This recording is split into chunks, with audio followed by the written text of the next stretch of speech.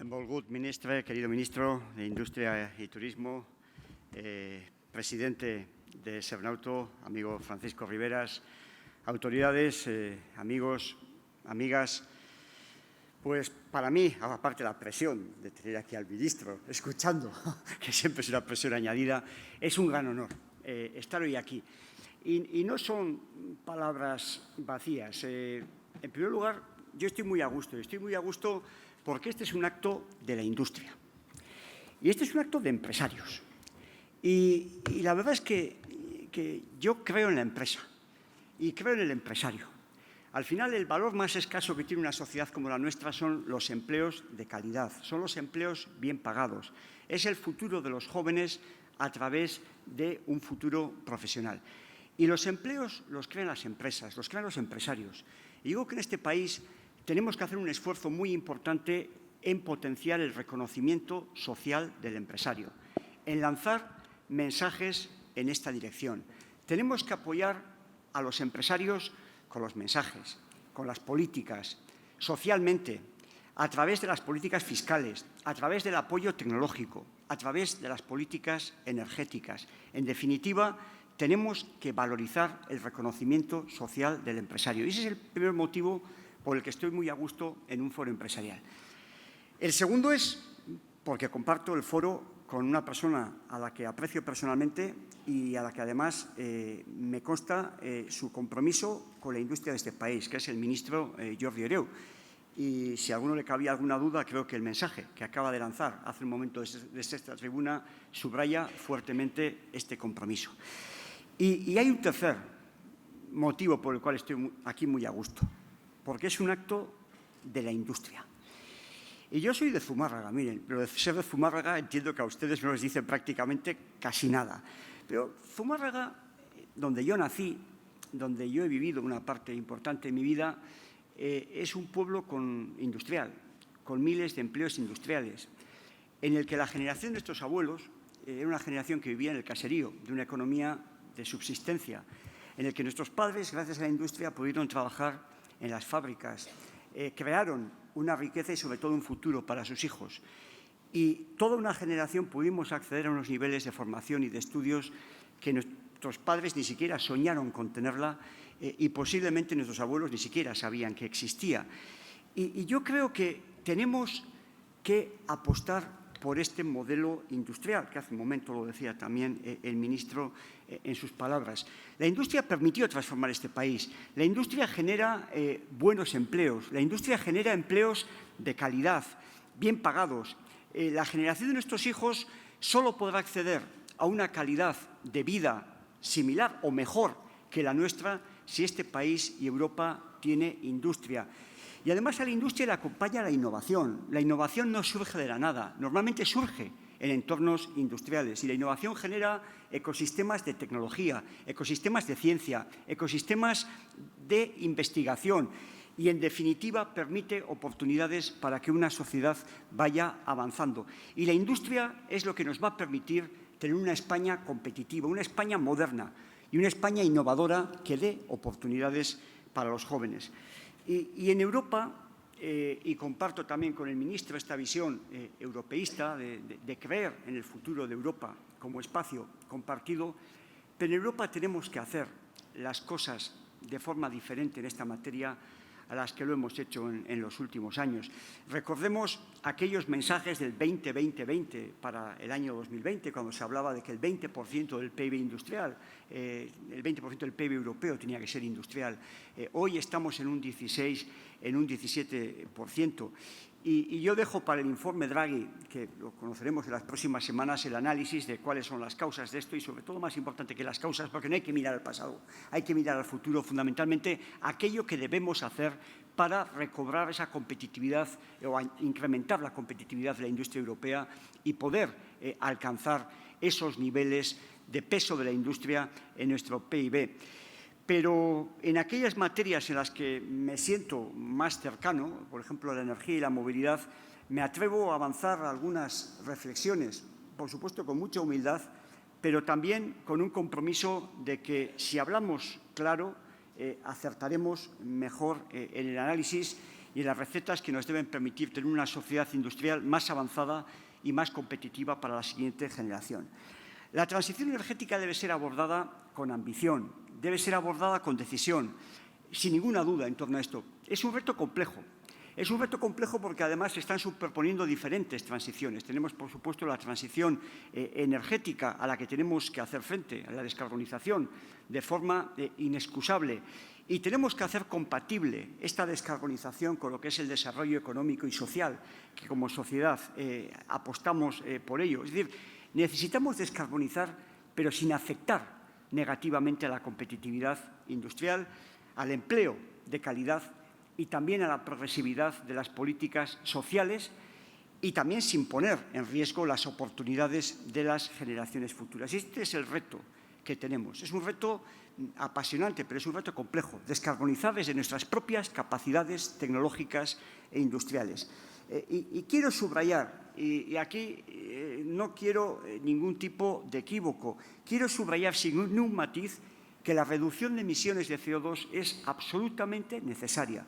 El CO2, lo sabemos todos, no tiene ninguna afección local. El CO2, el problema es que la concentración excesiva en la atmósfera genera un efecto, digamos, de reflexión de la radiación solar infrarroja que está incidiendo en el calentamiento de la Tierra, pero no tiene ninguna afección local, es independiente donde se emite la molécula de CO2. Es exactamente igual que se emita en Zumárraga, que se emita en Móstoles o que se emita en Shanghái. Y nosotros suministramos desde Repsol fuentes de energía que la sociedad utiliza y que, al igual que la industria, la agricultura, la construcción, la ganadería, está contribuyendo a estas emisiones. Y transición significa evolucionar. Transición significa cambiar sin disrupciones. Las fuentes de energía que hemos producido durante más de un siglo y que todavía producimos son las que nos han permitido llegar aquí. Son las que han traído progreso a esta sociedad. Son las que han permitido el desarrollo de las sociedades industriales y también la equidad social que vivimos en Europa. Y el reto que tenemos es mantener estas fuentes de energía, porque las vamos a seguir necesitando mucho tiempo, hacerlo de la forma más responsable posible y, a su vez, ir transformando las fuentes de energía hacia sistemas más descarbonizados. Y en este sentido tenemos que evitar las disrupciones energéticas por el impacto que pueden tener sobre la sociedad. En Repsol no somos sospechosos. Iniciamos este camino hace ya 17 años, el de reducción de emisiones de CO2. Fuimos en el año 2019 la primera empresa del sector del oil and gas en el mundo que tomó el compromiso de las emisiones netas cero. Somos una empresa española con el portafolio de energías más abierto, desde el diésel, la gasolina, el gas, la electricidad renovable, los combustibles renovables. Y además tenemos un fuerte compromiso industrial, ministro. Tenemos miles de empleos industriales en España. Tenemos hoy más empleos industriales que los que teníamos en el corazón de la crisis económica y financiera en el año 2008. Y hemos invertido a lo largo de los últimos 17 años prácticamente una media de 1.000 millones de euros en España en nuestro tejido industrial año tras año. Y por eso, desde este compromiso me atrevo con mucha humildad a lanzar algunas aportaciones sobre cómo abordar esta transición energética y esta descarbonización desde la convicción de que la apuesta tecnológica es la clave y, además, con un firme compromiso en defensa de la industria española. 3 reflexiones. La primera reflexión. Debemos garantizar la seguridad de suministro en este nuevo contexto.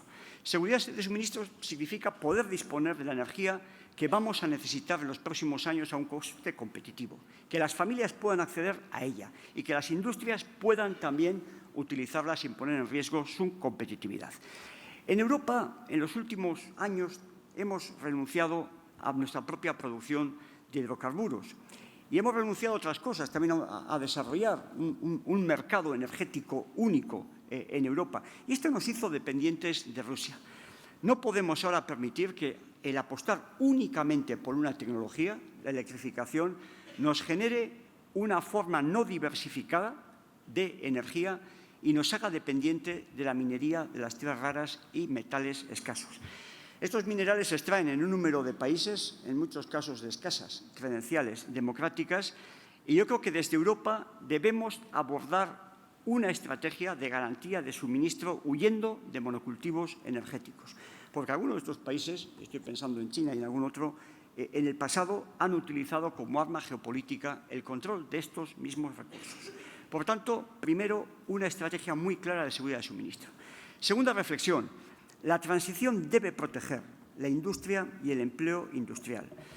Nos enfrentamos, y la industria se enfrenta a muchas transiciones, la energética, también la tecnológica, y en cierta medida se solapan con esta necesidad de descarbonización. Esto da lugar a un entorno complejo y de incertidumbre, que hay que gestionarlo. Pero para no dañar a nuestra industria es indispensable que seamos conscientes de que el cambio climático es un problema global y lo tenemos que abordar globalmente. Y por eso es muy importante entender, y en esta sala se entiende perfectamente, el concepto de emisiones de CO2 directas, las totales, las reales, las que se generan en la cadena de valor de una tecnología, y diferenciarla de lo que son las emisiones, digamos, netas de las emisiones directas. Que las emisiones directas son las que se generan, por decirlo de alguna forma, en el tubo de escape, las que se generan localmente, pero no estamos considerando en el concepto de las emisiones directas todo el ciclo de valor global. Y si solo medimos lo que se emite en el tubo de escape, sencillamente nos estaremos haciendo trampas al solitario. Y esta confusión, que a veces viene bien aderezada por ideología y también por intereses en esta cuestión, ha llevado a proponer en la Unión Europea decisiones que, desde mi punto de vista, son profundamente erróneas, como prohibir la venta de vehículos ligeros de motor de combustión a partir del año 2035.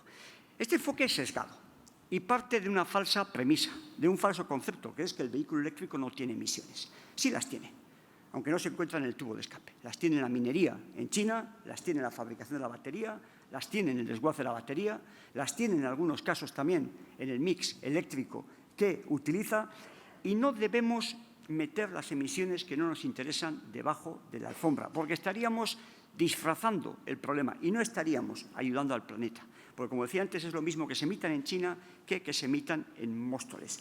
Nosotros, con el vehículo eléctrico, también emitimos. Lo que pasa es que no las medimos y no podemos dar desde Europa una ventaja competitiva a nuestros competidores, bien sean asiáticos o bien sean norteamericanos. Y esta visión sesgada nos está llevando también en otros sectores a exportar industrias a terceros países. Industrias que en muchos casos se ven sujetas a unos altos precios energéticos en Europa, que se ven sujetas a unos costes de CO2 y se trasladan a terceros países, con lo cual exportamos industrias, exportamos empleos, exportamos emisiones de CO2 que luego las hacemos crecer, porque normalmente esas industrias que han salido fuera son menos eficientes que las nuestras.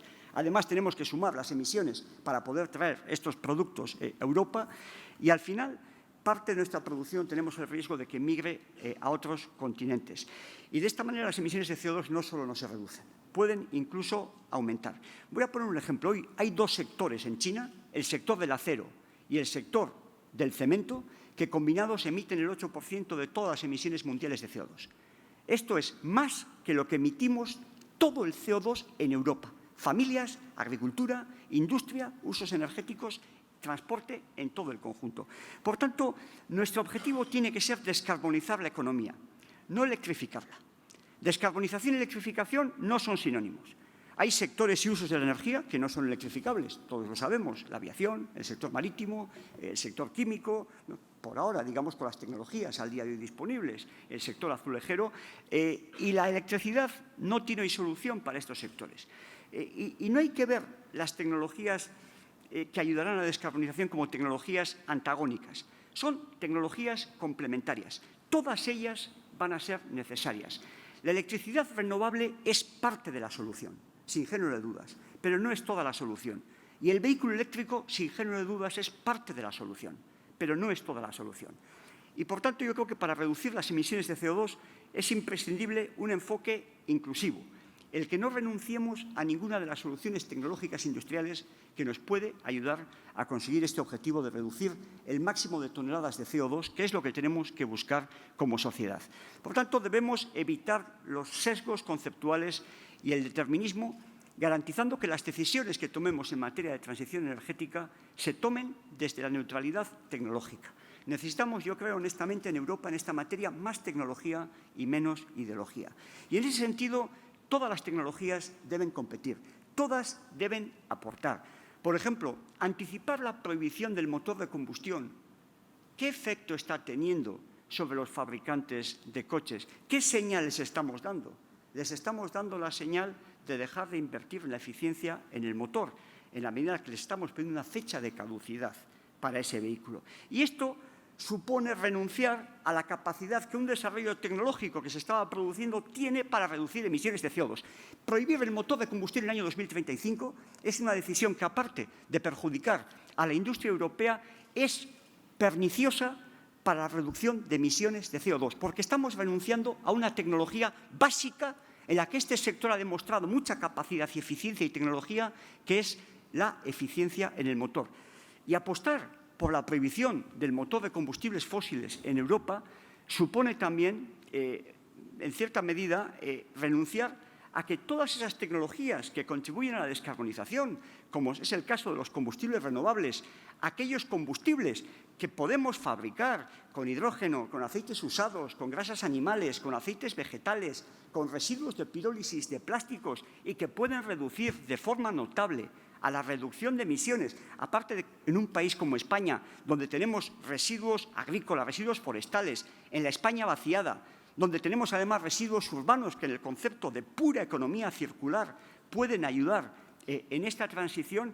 Si renunciamos al motor de combustible en el año 2035, estamos dando la señal a este sector de no inviertan ustedes en esto, porque en esto no hay futuro. Lo va a haber en Estados Unidos, donde va a ser parte de la solución. Lo va a haber en otros países, pero no en Europa. Por tanto, no debemos amenazar el empleo industrial por una cerrazón ideológica. Y yo, de verdad, tengo esperanza de que en Europa podemos corregir este tiro. Repsol produce ya más de 1 millón de toneladas al año de combustibles renovables. La última planta que hemos puesto en marcha hace escasos meses ha sido en Cartagena, donde producimos 250.000 toneladas de diésel renovable y de SAF para aviación, producido completamente con residuos.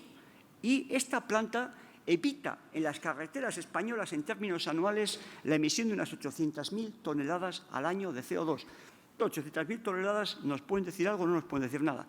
Es más o menos la misma reducción de emisiones de CO2 en las carreteras españolas que al día de hoy anualmente están generando los aproximadamente 400.000 vehículos eléctricos, incluidos eléctricos e híbridos enchufables, que existen en las carreteras españolas. La diferencia es que en este caso la inversión la ha pagado enteramente Repsol y además esperamos tener rentabilidad en la misma. Tercera y última reflexión. Necesitamos una transición justa y con progresividad social. El coste de la transición es importante. Además, siempre solemos subrayar todas las consecuencias positivas económicas, pero también va a tener costes y va a tener ganadores y perdedores de esa transición. Y la primera reflexión es la de la influencia de esta transición sobre los costes energéticos. Lo hemos vivido en Europa y la industria consumidora y las familias han sufrido estos altos costes de la energía en Europa. Pero yo no quiero mirar a lo que ha pasado, porque hemos tenido situaciones realmente muy duras. Hemos tenido la crisis de Ucrania, hemos tenido la disrupción de las cadenas de suministro. Yo lo que quiero es, sobre todo, mirar al futuro y a la oportunidad y unirme a esas palabras que decía hace un momento el ministro de que tenemos que tratar de combinar esa sostenibilidad con un desarrollo industrial. Tenemos por delante una nueva legislatura europea, con una nueva Comisión Europea, en la que la energía no puede estar focalizada solo a la descarbonización ni puede estar solo sujeta a las políticas climáticas. Esta visión es importante, sin duda, la descarbonización, pero necesitamos complementarla, sin género de dudas, con una energía al servicio de la industria, unas políticas energéticas orientadas a tener una energía barata y competitiva para las familias y las industrias en Europa. Tenemos que hacer, y yo creo que el ministro lo definía muy bien hace un momento, tenemos que hacer compatible la industrialización con la competitividad, con la sostenibilidad. Tenemos que hacer que vayan de la mano. Y yo creo que en Europa la industria, en genérico, y las políticas industriales tienen que pasar a la primera división de las prioridades, también en materia energética y de movilidad. Y las políticas de descarbonización tienen que ser también sensibles a una visión de progresividad social. Por ejemplo, favorecer la promoción de la renovación del parque automovilístico en Europa con todas las tecnologías, sin sesgos, yo creo que dinamizaría de forma clara al sector de la automoción. Hoy un diésel nuevo, y ustedes lo conocen mejor que yo, pues puede emitir comparado con un Euro 1 del año 2000 aproximadamente, pues un 28, un 30% menos de CO2. Si vamos ya a los contaminantes, puede estar emitiendo un 90% menos de partículas, un 84% menos de óxidos de nitrógeno. O sea, el impacto de las emisiones de CO2 de estas ayudas no discriminatorias por tipo de coche sobre el total de emisiones sería muy superior si fuésemos capaces de activar, digamos, todas las tecnologías en esta transformación. Y déjenme decirles también que la justicia social sería mucho más razonable, porque las políticas de movilidad no pueden, en ningún caso, ser un sistema de transferencia de rentas de las clases más bajas de la sociedad y de las clases medias a las clases más pudientes. Porque el principal problema en España de las emisiones en la movilidad no es el diésel, no es cierto. El principal problema en España de las emisiones en movilidad no es la gasolina, tampoco es cierto. El principal problema de emisiones de CO2 en España en la movilidad son los coches viejos. La crisis del 2008 dejó una profunda herida social en este país y dejó muchas dificultades económicas para mucha gente. Y la capacidad del recurso de muchas personas para poder acceder a la movilidad pues no ha sido la misma a lo largo de estos últimos años. Y la prueba de ello es que en el año 2008 el parque automovilístico español tenía 8 años de vida media. Hoy estamos ya en 14 y pico años. Hoy el mercado más dinámico de coches en España es el mercado de coches diésel de segunda mano. Y esta es la realidad que tenemos. Por tanto, yo creo que el mercado tiene que hacer una apuesta muy clara por una movilidad socialmente, digamos, más progresiva y que a su vez active el tejido industrial europeo y particularmente el de este país. Termino y concluyo. Desarrollo, sí, absolutamente. Sostenibilidad, sí, absolutamente. No debemos reducir la ambición en la reducción de emisiones de CO2 en los objetivos que tenemos como sociedad. Pero debemos ejecutarla con sentido común. No debemos exportar a otros países una parte importante de las emisiones que producimos, porque el efecto sobre el cambio climático sencillamente es inexistente y en algún caso puede ser incluso negativo. La competitividad y el empleo industrial deben ser priorizados en esta transición, permitiendo que todas las tecnologías compitan sin dañar algunos de nuestros sectores industriales más dinámicos. Y además, yo creo que debemos velar por la progresividad social para que esta transición sea basada en las capacidades industriales y tecnológicas que tenemos en España, que tenemos muchas, pero además para que sea una transición justa, para que no haya sectores sociales perdedores en la misma, para que sea una oportunidad como país que, dada la capacidad, la industria y el talento que tenemos en España, yo creo que esta sala de Sernauto es un buen ejemplo de esta muestra de capacidades, creo que tenemos un reto en el que tenemos que mirar, por supuesto, con espíritu crítico a lo que hemos podido hacer en Europa en el pasado, pero sobre todo tenemos que mirar con espíritu positivo a las oportunidades que se nos abren de combinar una apuesta muy clara en la dirección del desarrollo industrial y la sostenibilidad de la mano, porque esas capacidades industriales y tecnológicas que tenemos en España pueden ser el mejor aliado para afrontar con garantías este reto de las emisiones de CO2 y de la sostenibilidad. Muchas gracias. Es para mí un honor participar en este foro.